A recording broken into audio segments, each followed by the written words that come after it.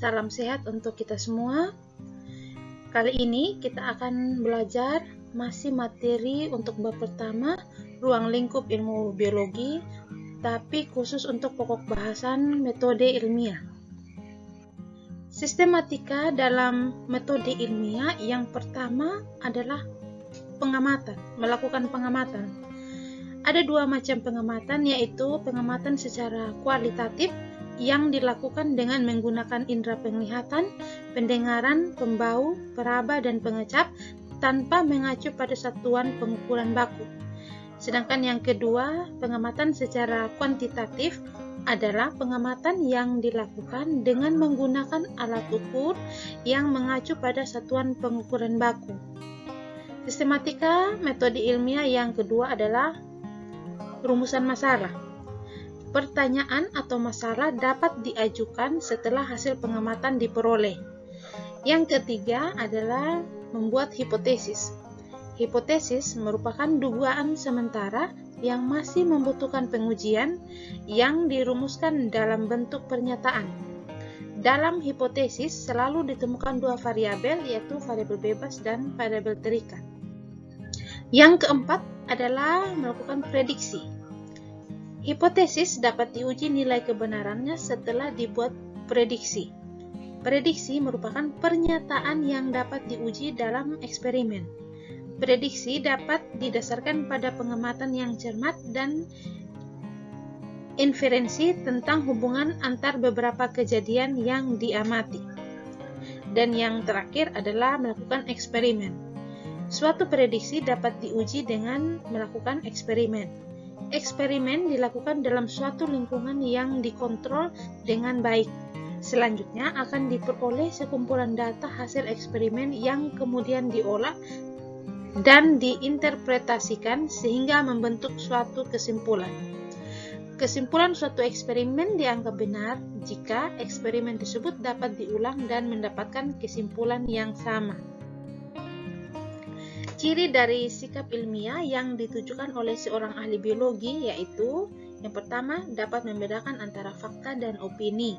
Kedua, berani dan santun dalam mengajukan pertanyaan dan argumentasi.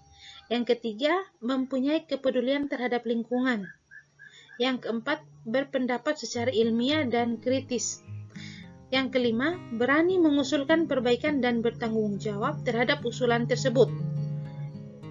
Yang keenam, dapat bekerja sama. Yang ketujuh, jujur terhadap fakta. Dan yang terakhir, disiplin dan tekun. Susunan laporan ilmiah secara sederhana lihat seperti ini. Yang pertama ada judul. Bab pertama ada pendahuluan. Di dalam pendahuluan itu ada latar belakang, tujuan penelitian, rumusan masalah, dan hipotesis. Yang kedua adalah landasan teori atau kajian teori. Yang ketiga adalah metodologi penelitian, berisi waktu penelitian, tempat, alat dan bahan, variabel penelitian, dan langkah-langkah kerja. Yang keempat, data dan pembahasan. Itu berisi data, hasil penelitian, dan pembahasannya. Yang kelima adalah kesimpulan, berisi pernyataan, kesimpulan, dan juga saran. Dan yang wajib ditulis itu pada akhirnya adalah daftar pustaka. Beberapa poin penting dalam penyusunan laporan ilmiah adalah yang pertama, menentukan atau menemukan adanya masalah. Yang kedua, menentukan variabel, baik variabel bebas, variabel terikat, dan variabel kontrol. Kemudian membuat judulnya. Yang berikutnya, menentukan rumusan masalah dalam atau berupa pertanyaan yang menggunakan kata tanya, apakah, bagaimana, di mana, kapan, siapa, dan mengapa. Yang berikutnya, menyusun hipotesis atau dugaan sementara dari rumusan masalah yang telah kita buat. Yang berikutnya, alat dan bahan. Berikutnya, langkah kerja. Dan yang paling terakhir adalah kita melakukan eksperimen. Contoh soal. Yang pertama, nomor 1, ada masalah, yaitu tanaman pepaya yang tumbuhnya dekat sumber air cenderung tumbuh lebih tinggi dibandingkan tanaman pepaya yang tumbuh lebih jauh dari sumber air. Maka variabel dari masalah yang pertama ini untuk variabel bebasnya adalah jumlah air, variabel terikatnya adalah tinggi tanaman pepaya. Sehingga judul yang bisa kita buat adalah tinggi tanaman pepaya dipengaruhi oleh jumlah air yang disiram. Atau sebaliknya bisa juga kita balik, jumlah air yang disiram mempengaruhi tinggi tanaman pepaya. Rumusan masalah yang bisa kita buat dari judul tadi adalah, apakah air mempengaruhi pertumbuhan tinggi tanaman pepaya? Maka untuk hipotesisnya berarti jawaban yang kita berikan dugaan sementara dari pertanyaan dari rumusan masalah di atas. Yang berikutnya alat dan bahan. Alat dan bahan dari judul sebelumnya tadi, tinggi tanaman pepaya dipengaruhi oleh jumlah air yang disiram. Maka alat dan bahan itu misalnya ada polybag atau pot yang kita gunakan untuk tanaman pepaya, kemudian air, tanaman pepaya, mister pengukur, dan lain-lain yang kita siapkan alat dan bahan untuk menunjang praktikum atau penelitian yang akan kita lakukan. Yang langkah berikutnya yang penting adalah menyusun langkah-langkah kerja. Dan yang terakhir, melakukan eksperimen sesuai langkah kerja yang telah kelompok buat atau yang telah kita buat. Nah, dari contoh sebelumnya kita bisa mengerjakan soal apabila contoh soalnya seperti berikut. Ada kerangka berpikir, ada cerita. Ini bisa kita lihat. Rita, seorang peserta didik kelas 10 IPA, sedang melakukan penelitian pada warna tubuh udang. Udang A diberi makan alga merah. Udang B diberi makan alga hijau. 2 minggu kemudian tubuh udang A dan tubuh udang B berubah warna sesuai warna alga yang dimakan. Tubuh udang A berubah warna menjadi merah dan tubuh udang B berubah warna menjadi hijau. Tubuh udang berubah warna sesuai warna alga yang dimakan.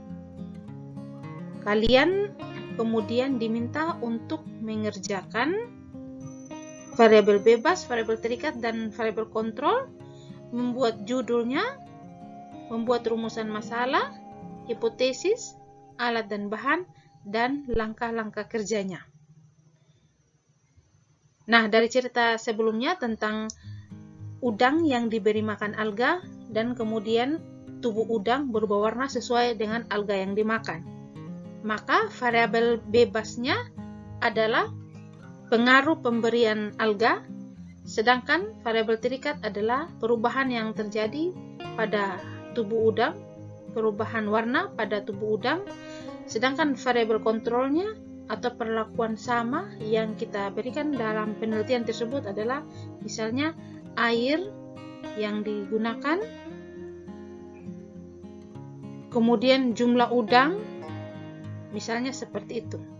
Kemudian dari variabel bebas dan variabel terikat kita bisa membuat judulnya. Jadi judulnya bisa seperti misalnya pengaruh pemberian alga terhadap perubahan warna tubuh udang. Atau bisa kita balik, perubahan warna tubuh udang yang dipengaruhi oleh warna alga. Kemudian untuk rumusan masalahnya kita bisa membuat dalam bentuk pertanyaan. Misalnya, mengapa udang yang diberi makan alga merah mengalami perubahan warna pada tubuhnya?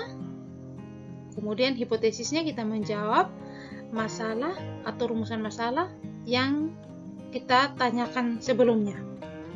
Setelah itu kita menyusun alat dan bahan apa saja yang kita gunakan dalam melakukan penelitian, dan yang terakhir kita menyusun langkah-langkah kerja untuk kita lakukan penelitian. Kemudian ini ada contoh-contoh soal lainnya. Misalnya yang pertama ada rumusan masalah dalam bentuk pertanyaan. Adakah pengaruh waktu penyiraman terhadap pertumbuhan tanaman cabai?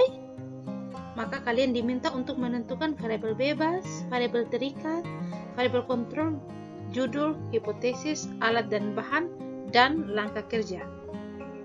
Ada contoh soal lainnya. Yang kedua, misalnya ada judul, pengaruh jumlah air yang disiram terhadap tinggi tanaman pepaya. Kalian diminta untuk menentukan variabel bebas, variabel terikat, variabel kontrol, alat dan bahan, dan langkah kerja. Kemudian ini ada contoh soal berikutnya, ada nomor 3, 4, dan 5. Kalian diminta juga untuk mengerjakan, untuk belajar bagaimana bisa menentukan variabel bebas, variabel terikat, kemudian bagaimana membuat judul yang benar, membuat rumusan masalah, hipotesis, dan dari cerita tersebut kalian juga diharapkan bisa menentukan alat dan bahan yang akan dipakai dan bagaimana membuat langkah-langkah kerja.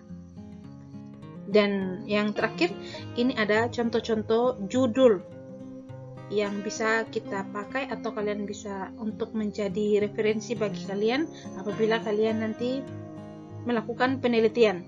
Ini contoh judul sederhana atau penelitian sederhana yang bisa dilakukan secara berkelompok. Yang pertama ada kandungan oksigen dalam tanah mempengaruhi pertumbuhan kecambah kacang hijau. Yang kedua ada pengaruh media tanam pada pertumbuhan tanaman bawang merah.